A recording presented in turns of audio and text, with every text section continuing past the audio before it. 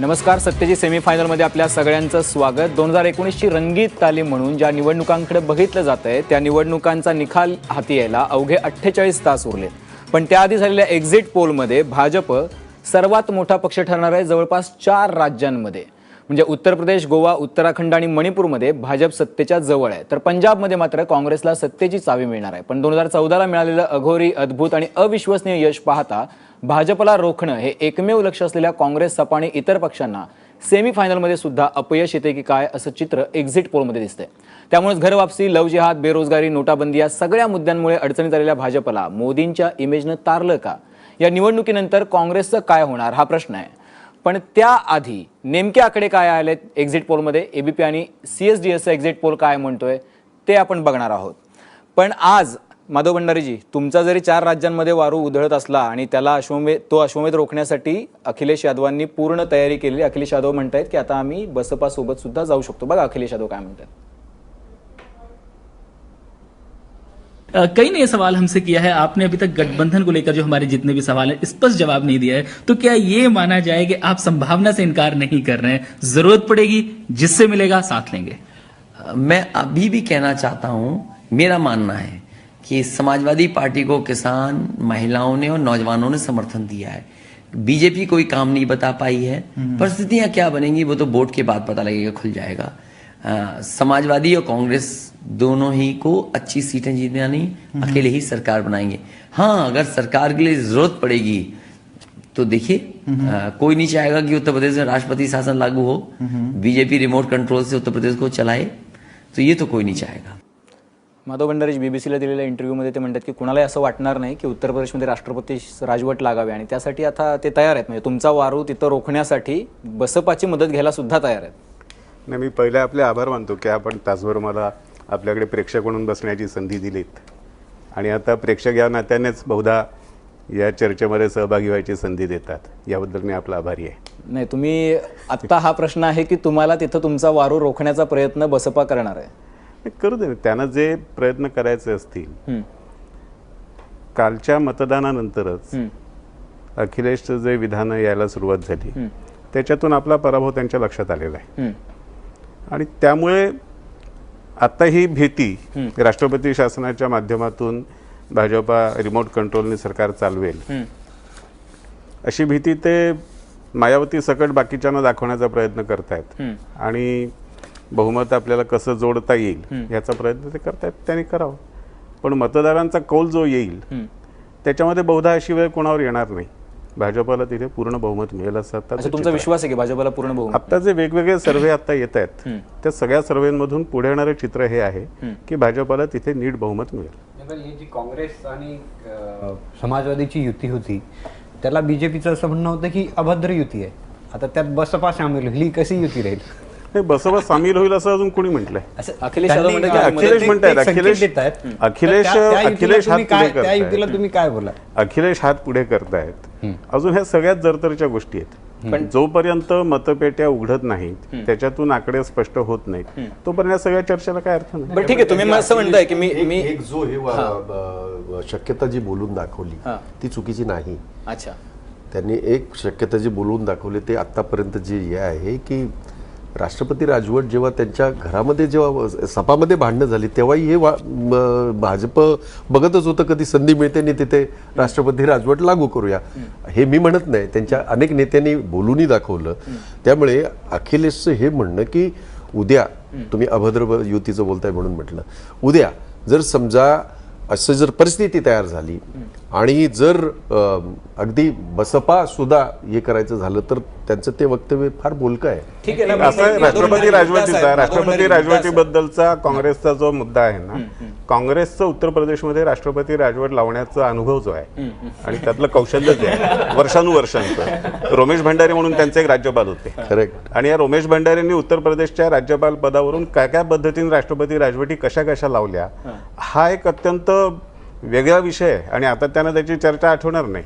पण ही जी सगळी शैली आहे ती त्यांची शैली असल्यामुळे त्यांनी जे राजकारण केलं त्याची त्यांना भीती वाटते. नाही आता, आणि आता राम नाईक असल्यामुळे नावातच राम आहे त्यामुळे युपीच्या राजकारणामध्ये राम असल्यानंतर काय होऊ शकतं आणि काय होऊ घातलंय पण ते आम्ही युपीच्या सगळे राजकारणात पाहिलंच खरंच नाही. राम राहिलाय का? ज्या तो पद्धतीचा नाही प्रचार झाला. झाला, ज्या तो पद्धतीचा युपीच्या प्रचार झाला, राम- युपीच्या उलट आता राजकारणामध्ये- स्मशान आलं, कब्रस्तान युपीच्या आलं. राजकारणामध्ये आता जो राम राम झालाच असतो, नाही, आता स्मशान असं आहे आलं, ना आता की कब्रस्तान आलं, असं ज्यांनी आहे. खून का दलाल, ज्यांनी मौत के दलाल, ह्या सगळ्या भाषा ज्यांच्या तोंडात आहेत, ज्यांनी मौत के सौदागर. म्हणजे ज्यांनी काय म्हणजे वेगवेगळे शब्द, कुत्र हे त्याला मी वेगवेगळे जबाबदार शब्द, नाही, अशा प्रकारची वेगवेगळे वक्तव्य. शब्द, नाही नाही, ज्यांनी मौत के सौदागर, खून के दलाल वगैरे सगळे शब्द या राजकारणाच्या शब्दकोशात आणले. ठीक आहे, आपल्या त्यांची कर्तव्यगारी आहे. याच्यावरती तुम्ही आणि म्हणजे भाई जगताप 1 तास बोलू शकता, याच्यावरती मला खात्री आहे. पण तरी पण मी मुद्द्यावरती येतो. माधव भंडारीचे असं आहे की हे सगळं यश जे 164 176 पर्यंत तुम्ही जाताय, 5 पट 4 पट ज्या काही जागा मिळतात, वन मॅन शो आहे सगळा. हे सगळं करण्यासाठी फक्त एक माणूस दिल्लीतून, जे पंतप्रधान आहेत अख्ख्या भारताचे, त्यांना दिल्लीतून येऊन 3-4 दिवस तिथं तळ ठोकावा लागतो. हे तुम्हाला शोभनीय वाटतं? निवडणुकीच्या राजकारणामध्ये जे जे करावं लागतं, म्हणजे मगाशी मी जेव्हा प्रेक्षक म्हणून चर्चा ऐकत होतो तेव्हा मुलायम सिंग आले नाहीत, येऊ शकले नाहीत, सोनिया गांधी येऊ शकल्या नाहीत, ह्याची चर्चा आपण ज्या पद्धतीने केली, आपण तेव्हा हेही म्हटलं असतं की पंतप्रधान नरेंद्र मोदी फिरकले नाहीत. त्यामुळे पंतप्रधान नरेंद्र मोदींनी त्या निवडणुकांमध्ये येणं, पंतप्रधान नरेंद्र मोदी हे त्याच उत्तर प्रदेशचं लोकसभेमध्ये प्रतिनिधित्व करतात आणि त्यांनी प्रचारामध्ये भाग घेणं, ते आज लोकांना आकर्षित करणारं नेतृत्व आहे. त्यांनी येणं आणि लोकांनी त्यांच्याकडे येणं, याच्यामध्ये गैर तुम्हाला भंडारी सर असं नाही वाटलं की मोदींनी खरंच खूपच जीवाचा धोका पत्करला, इतकीशा वाराणसीच्या गल्ल्यांमधून ओपन जीपमधून रोड शो करणं आणि अशा पद्धतीने पंतप्रधान, जेव्हा की आपल्याला माहिती आहे तर हा इतका धोका पत्करणं सत्तेसाठी गरजेचं होतं? त्यांनी सत्तेसाठी पत्करला असं आपण म्हणतात. अच्छा, म्हणजे ते त्यांनी फक्त आपल्या वाराणसीकरांना लोकांना- भेटायला गेले होते असं आपण त्यांनी म्हणूया आता. आपल्या मतदारांना भेटण्याची संधी घेतली, त्यांनी लोकांमध्ये वावरण्याची संधी घेतली आणि उलट कुठल्याही प्रकारची अशा तऱ्हेचा अवडंबर न बाळगता, न बाजवता ते खुलेपणे लोकांमध्ये फिरले, ह्याचं आपण कौतुक केलं. ठीक आहे भाई जगतापजी, मला तुमच्याकडे यायचं आहे, पण तो मुद्दा असा आहे की जसं की वन मॅन शो बीजेपीने केला, आक्षेप नाहीये, निवडणुकीचं राजकारण आहे, पण तुम्हाला तर तो वारू रोखणं पण शक्य झालं नाही. तुम्ही अखिलेश यादवांसोबत गेलात, नोटाबंदी सारखा इश्यू होता, तुम्ही कुठल्याच मुद्द्यांवरती लोकांना कन्व्हिन्स करू शकला नाही की पूर्ण सत्ता हाती आहे? नाही, कारण तुम्ही जवळपास 4 राज्य गमावताय. तुम्ही 4 राज्य एक्झिट पोल नुसार, आपल्याकडे निकाल नाहीये, एक्झिट पोल नुसार 4 राज्य गमावताय तुम्ही. नाही, असं आहे की आता एक्झिट पोलचा आतापर्यंतचा आपला प्रवास सगळ्या म्हणजे वेगवेगळ्या, आता एक्झिट पोल म्हणाल्याच्या नंतर तुमचा काहीतरी वेगळा असू शकतो, चाणक्यचा त्याच्यापेक्षा वेगळा असू शकतो, तिसऱ्याचा आणखीन वेगळा असू शकतो. त्यामुळे एक्झिट पोल हा एक वेगळा विषय झाला. मी त्याच्यावर आज काय वक्तव्य करणार नाही. परंतु आपण जर असं म्हणत असाल तर मणिपूरमध्ये जर समजा तिथे भाजपची सत्ता वगैरे अशा काय ज्या काय गोष्टी आहेत तर त्या गोष्टी ठीक आहे, 48 तास आहेत आपल्यासमोर. यूपीमध्ये गेली 20 वर्ष अगदीच म्हणायचं झालं तर होय, काँग्रेसचा जो एक बेस होता, काँग्रेसचा जो एक हे होता, तो कुठे ना कुठे तो हे झालाय, आमच्यापासून तो दूर गेलेला आहे, हे आम्ही मान्य केलेलं आहे. आणि म्हणून मागच्या वेळेला सुद्धा 2012च्या निवडणुकांमध्ये मी स्वतः युपीमध्ये होतो, जवळजवळ 15-16 महिने. दर हप्त्याला 2-3 दिवस मी तिथे असायचो राहुलजींबरोबर. मी काम केलं. तिथलं वातावरण, तिथली राजकीय परिस्थिती ही फार इतर देशातल्या इतर राज्यांच्या अगदीच याची आहे, वेगळी परिस्थिती आहे.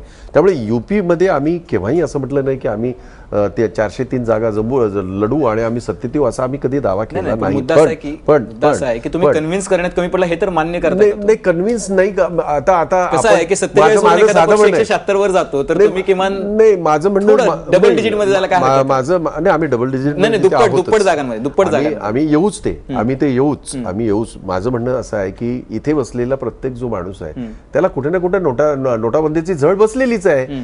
पण आता तुम्हाला मी कन्व्हिन्स केलं किंवा तुम्ही त्या ह्याच्यामध्ये मतदानामध्ये कन्वर्ट झालं वगैरे वगैरे, हा एक मोठा याचा विषय आहे, चर्चेचा विषय आहे. परिणाम दिसला भारतीय जनता पार्टी याच्यात ज्या तऱ्हेनं बीजेपी एवढी वर आली, कुठे नोटाबंदी दिसते? ज्या पद्धतीने उत्तर प्रदेशचे आपल्याला निकाल अजून यायचे किंवा सगळ्याच राज्यांचे राज्य, सर्व राज्यांचे यायचे, पण ज्या एक्झिट पोलच्या निकालांबद्दल माझं मत वेगळं आहे.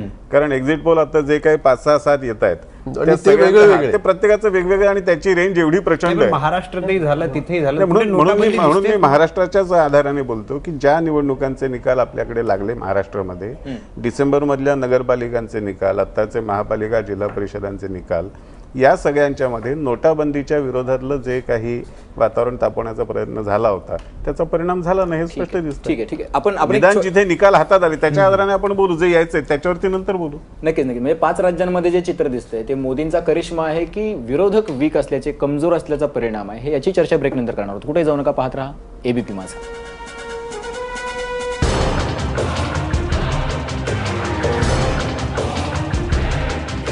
असं आहे की काँग्रेस आणि काँग्रेसचं झालेलं नुकसान आणि मोदींचा झालेला किंवा भाजपचा झालेला फायदा हा मोदींचा करिश्मा आहे का, या मुद्द्यावरती चर्चा करण्यापूर्वी नेमके आकडे काय म्हणतात एक्झिट पोलचे ते पुन्हा एकदा प्रेक्षकांसाठी पाहूया. तर एबीपी न्यूजचा एक्झिट पोल आहे 164 ते 176 भाजपसाठी, सपासाठी 156 ते 169, बसपाला 60 ते 72 आणि इतर 2 ते 6. इंडिया टुडे 251 ते 279, सपाला 88 ते 112, बसपाला 28 ते 42 आणि इतर 4 ते 11. टाइम्स नाव भाजपला 200 जागा, तब्बल 200 जागा, सपाला 120, बसपाला 66 आणि इतर 8.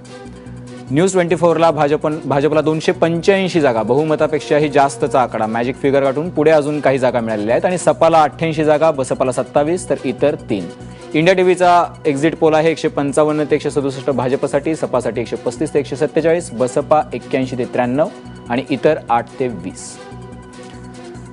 तर मुद्दा हा आहे की हे सगळे जे आकडे आहेत ते आकडे जवळपास सगळेच आकडे म्हणजे कुठं थेटपणे रेंज कुठे आहे तू बघा, 155 ते 285चा रेंज आहे. पण सगळेजण हेच म्हणतात की भाजप सगळ्यात मोठी पण ह्या 5 चॅनलची जी सरासरी आहे ती सरासरी जी आहे, सरासरी भाई जगतापजी ही सरासरी बघा, सरासरी अशी आहे, ह्या सगळ्याचा जर सार काढला त्या सगळ्यांचा तर तो सार असा निघतो की भाजप 216, सपा 122, बसपा 56 आणि इतर 4.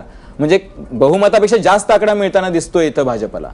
नाही असं की त्यातल्या त्यात आपण एक इंडिया टुडेचा जो इंडिया टुडे बरोबर मला वाटतं कोण ऍक्सिस होतं, कोण होतं मागच्या, हां, त्यांनी जो महाराष्ट्रातल्या निवडणुकांचा एक्झिट पोल घेतला होता तो जवळपास बऱ्यापैकी बरोबर होता असं त्या नंतरच्या निकालाने स्पष्ट झालं. त्यामुळे तो जर आपण विचारात घेतला तरी तो सुद्धा 251 कमीत कमी दाखवतं. आणि या सगळ्या सर्वेन्स पैकी जी मेथडॉलॉजी आहे, कारण मी आधी ज्यावेळेस न्यूज चॅनल मध्ये काम करत असताना यांच्यासोबत काम केलं त्यावेळेस मला लक्षात आलं की CSDS ची सगळ्यात शास्त्रशुद्ध आहे आणि मला वाटतं त्यामुळे CSDS चा आकडा सार समरखडच सार जर लक्षात घेतलं तर ते तिथं सगळीकडे भाजप इतकी मोठी झेप घेताना दिसते. म्हणजे कुठलाच मुद्दा जो आहे, जो नोटाबंदी असेल, लव जिहाद असेल किंवा मुझफ्फरनगरची दंगल असेल, कुठलेच मुद्दे तर वर्कआउट झालेले दिसत नाही त्या निवडणुकीमध्ये. कसं काय त्यांच्या दृष्टीने झालेही असतील ना, म्हणजे असं आहे की त्यांचा जो बेस आहे त्या बेसला आवडणारे किंवा त्या बेसला पटणारे, जचणारे हे मुद्दे आहेत, त्याच्यामुळे याचा त्यांना फायदा झाला असेल. मुख्य मुद्दा असा आहे की जे मगासपासून आपण सारखं म्हणतो की मोदी 3 दिवस जाऊन बसले आणि मला असं वाटतं की ते चूक काय, म्हणजे ते त्यांच्या पक्षाचे नेते आहेत, ते पंतप्रधान आहेत, देशाचे पंतप्रधान आहेत, पण ते देशाचे पंतप्रधान त्या पक्षामुळे झालेले आहेत आणि त्यांचा पक्ष सुरुवातीला त्या ठिकाणी अडचणीत होता असं दिसत होतं. आज किती जागा मिळतील प्रत्येकाचं वेगवेगळे, ह्या सगळ्यापेक्षा वेगळे येतील, कदाचित भाजपला ह्या सगळ्यांपेक्षा कमी जागा मिळतील, कदाचित ह्या सगळ्यापेक्षा जास्तही मिळतील. प्रश्न असा आहे की पण भाजपला त्यांनी रेसमध्ये आणलं, ते जोपर्यंत फुल फ्लेश त्याच्यात उतरलं नव्हतं तोपर्यंत भाजप रेसमध्ये नव्हता आणि स्वतःच्या पक्षासाठी त्यांना रेसमध्ये आणायला त्यांनी अगदी वाराणसी सारख्या ठिकाणी 3 दिवस जाऊन बसणं, ह्याच्यात काहीच चूक नाही. मला असं वाटतं की प्रत्येक निवडणुकीत म्हणजे त्यांना हेच करावं लागणार असं दिसतंय. म्हणजे लागू देत ना, काय फरक पडतो, पण अशा पद्धतीचं नेतृत्व इतर एकातरी पक्षाकडे आजच्या घडीला दिसतंय का, की जे स्वतःच्या पक्षासाठी जाऊन तिथे ठाण मांडून बसेल आणि त्या ठिकाणी त्या पक्षामध्ये अशा पद्धतीचं नवचैतन्य निर्माण करेल आणि त्या पक्षाला रेसमध्ये आणेल. स्लॉग ओव्हरमध्ये खेळण्याची जी टेक्निक असते ती टेक्निक असलेले जर प्लेयर्सच बाकीच्या पक्षांमध्ये नसतील तर मोदींना दोष, मोदींपासून शिकण्यासारखं होतं या खरं तर या ह्याच्यातनं की या दर्जाचा पंतप्रधान माणूस, देशातला आज सगळ्यात जास्त करिश्मा असलेला नेता, हा तिकडच्या गल्ल्यांमध्ये जेव्हा फिरत होता तेव्हा इतर पक्षाच्या नेत्यांनी त्यातनं धडा घ्यायला पाहिजे. खरं मला असं वाटतं की ते पंतप्रधान आहेत म्हणून त्याच्यावरती ते पंतप्रधान आहेत आणि 3 दिवस जाऊन बसतात. मला वाटतं हा मुद्दा मला वाटतं की गौण वाटतोय, गौण नाही, हा उलटा आपण बोलतोय. त्याचं ज्या पद्धतीने घ्यायला पाहिजे त्या पद्धतीने घेत नाही आहोत, हा पहिला मुद्दा आहे. आणि दुसरं एक मला असं वाटतं की शेवटी स्टॅटिस्टिक्स जी असतं, सांख्यिकी, ती तुम्हाला दोन्ही पद्धतीने इंटरप्रिट करता येते. दोन्ही पद्धतीने इंटरप्रिट करता येतं. पण भंडारीजी तुम्हाला आता जो मुद्दा समरने मांडला त्याच्यात एक भर मी घालतो. या सगळ्या प्रचाराच्या दरम्यान राहुल गांधी असं म्हणाले होते की मोदींचींचं आता वय झालं, त्यांना विश्रांतीची गरज आहे. आणि खरं म्हणजे वर्षातून कित्येक महिने विश्रांतीसाठी कोण जातं? आणि मुद्दा मांडला त्यात बोलले की अगोदर बीजेपी रेसमध्ये नव्हती, हे तुम्हाला खरं वाटतं का? 2014 मध्ये बीजेपीचा जो परफॉर्मन्स आहे तो तिथं 72 खासदार होते. 2014च्या लोकसभेतल्या विजयाच्या तुलनेमध्ये जेव्हा या निवडणुकांचं वातावरण सुरू झालं तेव्हा प्रसारमाध्यमांनी रंगवलेलं चित्र स्वाभाविकपणे असं होतं की आता हे सगळे सपा काँग्रेस एकत्र झालेत आणि त्यांची लाट आहे. बसपा सुद्धा आता भाजपच्या पुढे आहे आणि हे प्रसारमाध्यमांनी रंगवलेलं चित्र होतं. त्यामुळे समरने जे काही विधान केलं त्याला मी काही आक्षेप घेत नाही. फक्त त्यातला जो मोदीजींच्या प्रचाराबद्दलचा मुद्दा होता की ते ज्या पद्धतीने जेवढा वेळ कोणत्याही कामासाठी देतात, म्हणजे आता पंतप्रधान झाल्यापासून आजतागायत त्यांनी एकही दिवस सुट्टी नाही घेतलेली आणि काढले ना अर्ध्या दिवसातले नाही, पण माधव भंडारी तो ठीक आहे, तुमच्या पक्षासाठी त्यांनी प्रचार केला, हा जरी मुद्दा लक्षात घेतला, हा जरी 20 तास ते काढतात दिवसातले प्रत्येक पंतप्रधानाला ते करावं लागतं. नक्की 5 दिवस ते होते, तर हे सुट्टी होती की नाही त्यांची, की पंतप्रधान होते त्या काळामध्ये त्यांनी मुद्दा असा आहे की त्याला जर तुम्ही सुट्टी म्हणत मुद्दा असा आहे की मग याच्यानंतर सगळ्यात दुसरा भाग जो आहे, मी येतो तुमच्याकडे भंडारीजी. मुद्दा असा आहे की याच्यानंतर काँग्रेस आणि राहुल गांधींचा काय होणार हा महत्वाचा प्रश्न उभा राहतो. मला वाटतं की या निवडणुकीमध्ये काँग्रेसला हरण्यासारखं काहीच नव्हतं. बरं, उत्तर प्रदेशमध्ये जे काय आहे काँग्रेसचं आज अस्तित्व तेवढं टिकवणं सुद्धा त्यांच्या पुढे फार मोठं आव्हान होतं. आणि अखिलेशच्या दृष्टीने विचार केला तर आज त्यांना ती मतविभागणी परवडणारी नव्हती.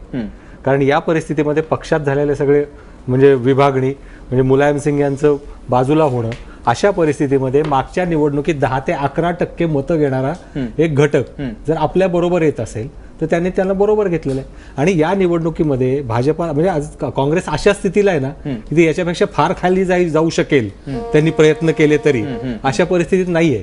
त्यामुळे मला वाटतं की त्यांचा निश्चितपणे फायदा होईल या निवडणुकीमध्ये. काँग्रेसला सगळ्यात राहुल गांधींच्या नेतृत्वावरती मात्र प्रश्नचिन्ह नक्कीच उभं राहील. या निवडणुकीमध्ये मला वाटतं की सगळ्यात मोठा प्रश्न असा आहे, विषय असा आहे की काँग्रेस निवडणुका अनेकदा हरली आहे.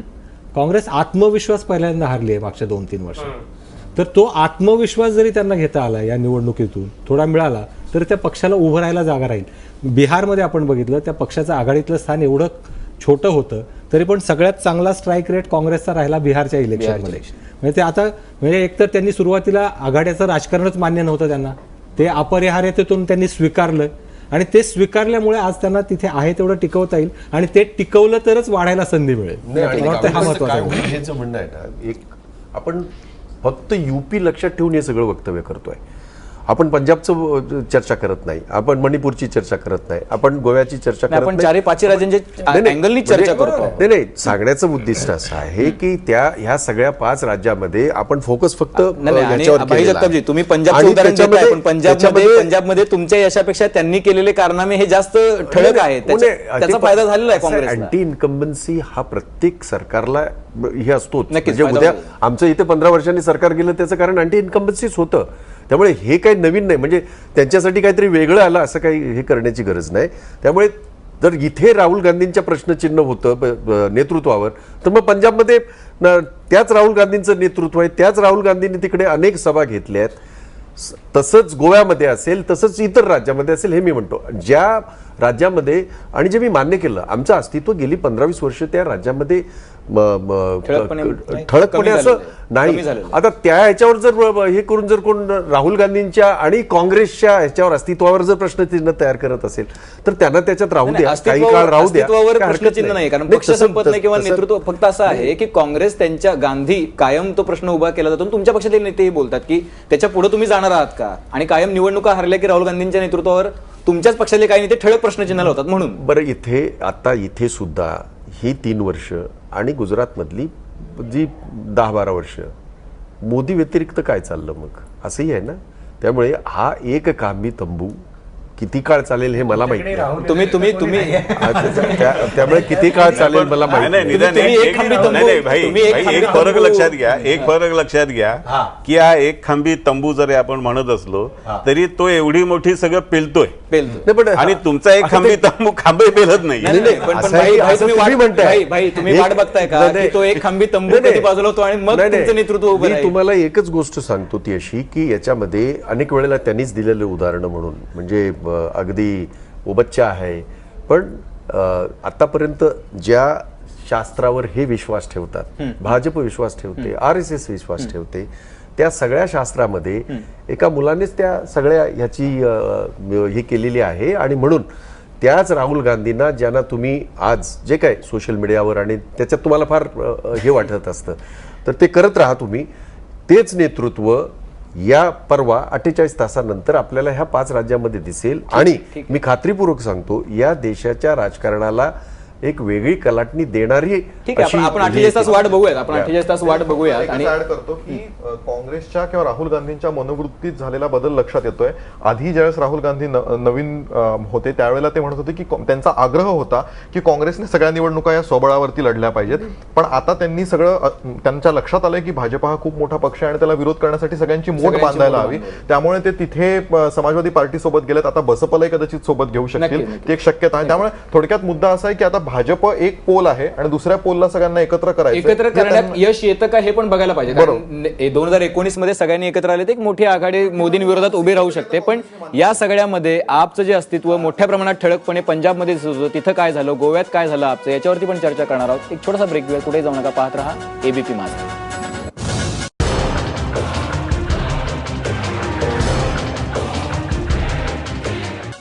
तर मोदींचा भाजप मोठा पक्ष होताना दिसतोय, पण त्याच वेळेला काँग्रेसचं थोडंफार नुकसान होताना दिसतंय. आप ही ज्या 2 राज्यांमध्ये पहिल्यांदा पुढे होती तिथेही थोडंसं नुकसान होताना दिसतंय आपला. पुन्हा एकदा आकड्यांवर नजर टाकूयात आणि मग चर्चेकडे वळूयात.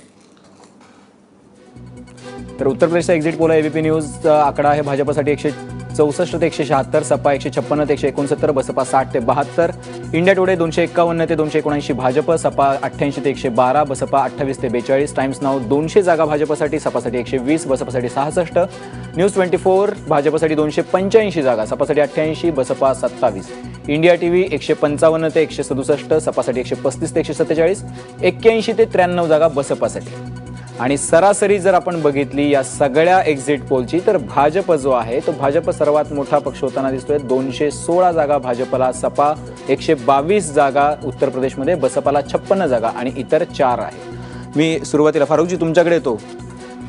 तुम्ही नाही, मुद्दा असा आहे की ज्या वेळेला तुम्ही सर्वात आघाडीवरती होतात पंजाबमध्ये आणि गोव्यामध्ये, की सुरुवातीला असं चित्र होते की तिथं आप बाजी मारेल की काय असं चिन्ह होतं. नेमकं कुठं गणित फसताना दिसते एक्झिट पोलमध्ये, तर तुमचा कुठं वावर दिसत नाहीये तसं. नाही, आता एक्झिट पोल बद्दल तर आधी एक सांगतो की आपली 4 तासाची ही चर्चा म्हणजे जे काटा जे युपीवरून सरकत नाही, याच्यावरून आम्ही निष्कर्ष असं काढलं की युपी वगळता बीजेपी सगळीकडे सपाटून हरणार आहे. दुसरा मुद्दा असा की एक्झिट पोलमध्ये, ओपिनियन पोलमध्ये कोणताही मीडिया चॅनल हा बीजेपीला हरवू शकत नाही. जे हरवायचं काम आहे ते जनतेच्या मतदारांचं आहे. एक मिनिट ते हे गोष्ट आधी स्पष्ट होणं गरजेचं आहे. आणि राहिला मुद्दा की हे तुमचं अनुमान आहे.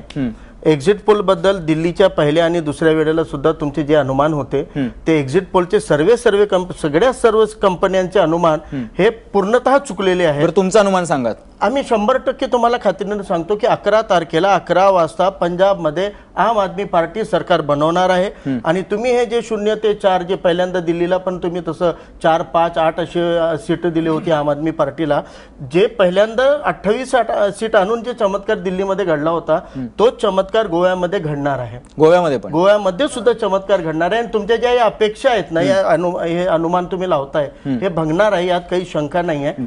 त्या पद्धतीनं आम आदमी पार्टीनं पूर्ण दोन्ही ठिकाणी पूर्ण फोकस करून इलेक्शन लढवलेले आहेत. आणि पंजाबमध्ये तुम्हाला सांगतो की तुमचे सर्वे जिथं इव्हन आता तुम्हीच नाही तर बीजेपीनं आणि अकाली दलनं सुद्धा पंजाबमध्ये जेव्हा त्यांना दिसलं की आता आपली पूर्ण आपण बाजी हारतोय, तर त्यांनी बीजेपीनं सुद्धा काँग्रेससाठी मतं मागितली आणि अकाली दलनं पण मागितली. फारुखजी, मग फटाके वगैरे खरेदी करून ठेवले तुम्ही, एवढे कॉन्फिडंट दिसताय. फटाके ढोल ताशे सगळे सांगून जल्लोष जनतेमध्ये असतो, आमचा जल्लोष जनतेमध्ये असतो, जनतेच्या भाई तुमचं काँग्रेस एक सरकार एक राज्य पण घेणार असं आप मुले म्हणतात. नक्की असं आहे की ते म्हणून म्हटलं की आपण हे म्हणतो ना की एखादा माणूस किती ऑप्टिमिस्टिक असू शकतो ते आपल्या देशामध्ये केजरीवालांकडनंच आपल्याला शिकायला पाहिजे. त्यांच्या हरकत नाही, राहुल गांधींनी पण शिकायला पाहिजे. ऑप्टिमिझम असायला पाहिजे. आम्हाला तर ऑप्टिमिस्टिक राहायला पाहिजे. परंतु एवढं मात्र नक्की की काहीतरी त्याला आधार लागतो, कुठल्याही याला काहीतरी आधार लागतो. आता गोव्यामध्ये मग काय आधाराने ते बोलतात हे मला माहित नाही, कारण गोव्याचं राजकारण वेगळं आहे, जागा कमी आहेत आणि त्याच्यामध्ये ते कशा याच्याने बोलतात ते मला माहित नाही. पंजाबचं जे ते म्हणत आहेत तर मी आपल्याला सांगू इच्छितो, पंजाबमध्ये जसं आता त्यांनी सांगितलं की 11 तारखेला 11 वाजता आम्ही सरकार स्थापणार आहे, तर मी आपल्याला सांगतो रिझल्ट संपल्याच्या नंतर त्या दिवसभरातले काँग्रेसच तिथे सरकार स्थापन करेल. हे आपण बरं ठीक आहे. तुमच्या दोघांसाठी माझा एक छोटा प्रश्न आहे की जर तुमचं सरकार आलं तर कॅप्टन अमरिंदर सिंग असतील का मुख्यमंत्री? नाही, ते आता ते मला ठरवता येत नाही. त्या बाबतीमध्ये त्याच्या अगोदर सुद्धा घोषणा झालेल्या आहेत आणि आमच्याकडचे एक सिस्टम फॉलो होते, असं होत नाही. हे सांगू शकतील कदाचित काहीतरी. नाही ह्यांना तर विचारायचंय, कारण त्यांच्याकडे मुख्यमंत्री मला माहित नाही. प्रश्न तुमचे तर मुख्यमंत्री केजरीवाल असणार आहेत का? मी एक सांगू इच्छितो की आम आदमी पार्टी मधला प्रत्येक व्हॉलंटियर, प्रत्येक आमदार, प्रत्येक उमेदवार हा स्वतः अरविंद केजरीवाल आहे. एक गोष्ट. दुसरी गोष्ट, असं कसं स्वाभाविक आहे की ते दिल्लीचे मुख्यमंत्री आहेत आणि ते पंजाबचे मुख्यमंत्री. तुमच्याच नेत्यांनी तशी घोषणा केली, सिसोदियाच म्हणाले. त्यांचं म्हणायचं तात्पर्य जे आहे ना ते स्पष्ट केलं. सिसोदियाने दिल्लीचा मुख्यमंत्री व्हायचं. स्वतः मनीष सिसोदिया यांनी पण स्पष्ट केलं, अरविंद केजरीवाल यांनी सुद्धा स्पष्ट केलं की पंजाबचा मुख्यमंत्री हा पंजाबचाच राहणार आहे. याबद्दल काही दुमत नाही. आता भारतामध्ये जे एक आता विरोधी पक्षाचा अभाव एकीकडून दिसतंय आणि सगळीकडे बीजेपीचं जे काही चालू आहे, तुम्हाला माहित आहे की सगळा हाहाकार माजवलेला आहे बीजेपीनं, आरएसएसनं, एबीव्हीपीनं. याचा आता एक विपक्ष म्हणून आता एक जे विकल्प आहे किंवा पर्याय पाहिजे म्हणून देशाला, ते पर्याय आम आदमी पार्टीचा आहे आणि अरविंद केजरीवाल हे आता होतील तर पंजाबच्या मुख्यमंत्री पदाचे नव्हे तर देशाच्या पंतप्रधानाचे उमेदवार ही जनता करू शकते. भंडारीजी, तुम्हाला तर थेट आव्हान दिलेलं आहे. हा एक प्रश्न आहे की तिथे बादल त्यांच्या पार्टीचं काही नुकसान झालं? बादल यांच्यामुळे तुमचं भाजपचं नुकसान प्रचंड झालं. तिथे आता नुकसान कुणामुळे झालं असं आता काही चर्चा आपण करू शकू असं मला वाटत नाही, कारण अजून निकाल आपल्या समोर यायचे.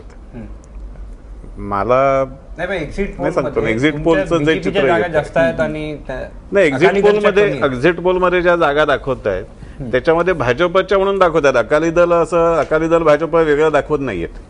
त्यामुळे नेमके ते आकडेवारी जी आहे ती अकाली दलापेक्षा भाजपला जास्त जागा मिळतील असं दाखवणारी असं मानण्याचं काही कारण. पण भंडारीजी, माझा जागा कमी लढवतो तिथे. ठीक आहे, पण माझा एक छोटा प्रश्न आहे की तुम्ही तिथं पारदर्शकतेचा आग्रह धरला नाही, त्याच्यामुळे अशी अवस्था झाली का? नाही, मग बाकीच्या ठिकाणी आम्ही जे जिंकतो ते पारदर्शकतेचा आग्रह धरला म्हणूनच जिंकतो आणि अकाली दलाबरोबर सुद्धा आम्ही जे जिंकू ते सुद्धा पारदर्शकतेचा आग्रह धरलेला आहे म्हणून. 5-10 वर्षामध्ये त्या पंजाबचं एक काळी तुम्हाला आणि आम्हाला सगळ्यांना, सरकार कुणाचं असू द्या, पंजाब बद्दल एक आपल्याला सगळ्यांना एक वेगळा अभिमान आजही आहे. तो गेल्या 10 वर्षामध्ये जी काही पंजाबची अवस्था झालेली आहे, जो काही तिथला तरुण त्या ह्याच्यामध्ये गर्तेमध्ये लोटलेला आहे, याच्यामध्ये आता म्हणजे जगभराचं प्रमाण आहे याच्या ड्रग्सचं ते 2.2% आहे. आपल्या देशाचं प्रमाण 0.7 आणि इथे 1.2% आहे. म्हणून मी भंडारी सरांना विचारलं, आता हे जर कर्तृत्व म्हणून जर गिनलं जात असेल आणि ह्या कर्तृत्वाची जर समजा मिळत असेल तर मोठी गोष्ट आहे, चांगली गोष्ट आहे. जोपर्यंत तिथली आकडेवारी स्पष्ट होत नाही आणि त्याची पक्षांतर्गत चर्चा होत नाही तोपर्यंत कशामुळे तोटा झाला ह्याची चर्चा करण्याची काही आम्हाला आवश्यकता वाटत नाही, कारण आम्ही तिथे यश मिळवू जाणार नाहीत पंजाबमध्ये,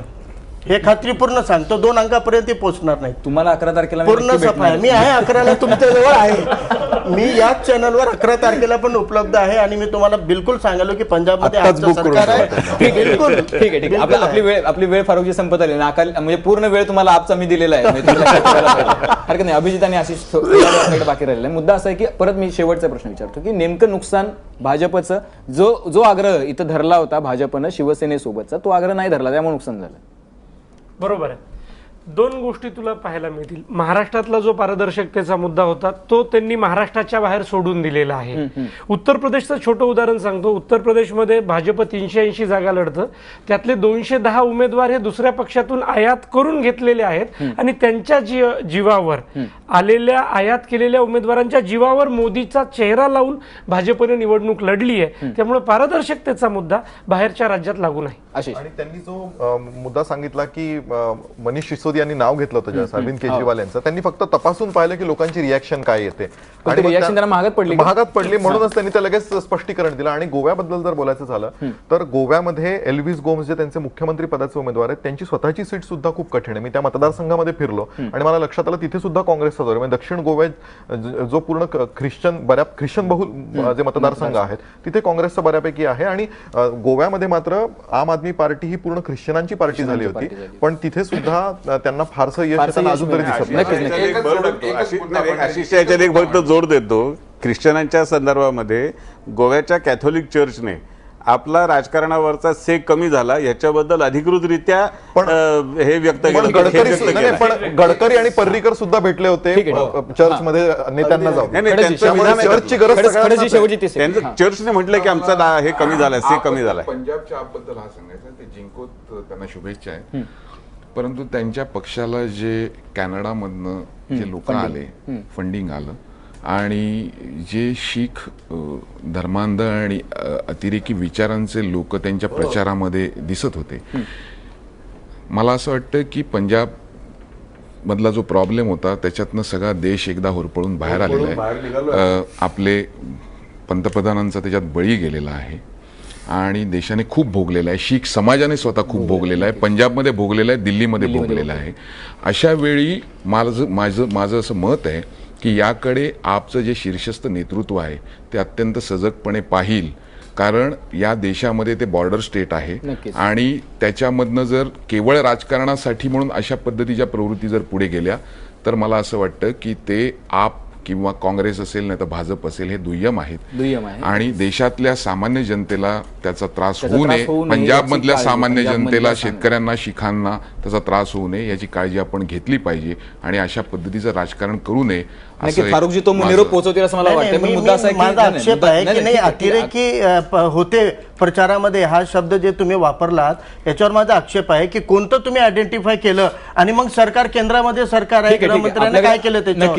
नक्की ह्या विषयावरती चर्चा आता जरी फारुकजी आता जरी या विषयावरती आपण चर्चा थांबवत असलो, आपल्याकडे वेळेचं बंधन असलं तरी 11 तारखेला आपण भेटणार आहोत. घोडं मैदान लांब नाहीये, कोण जिंकणार कोण हरणार 11 तारखेला सकाळपासून एबीपी माझावरती सुपरफास्ट कव्हरेज पाहायला विसरू नका. या चर्चेसाठी सगळ्या मान्यवरांनी वेळ दिला त्याबद्दल धन्यवाद. तुम्ही पाहत राहा एबीपी माझा.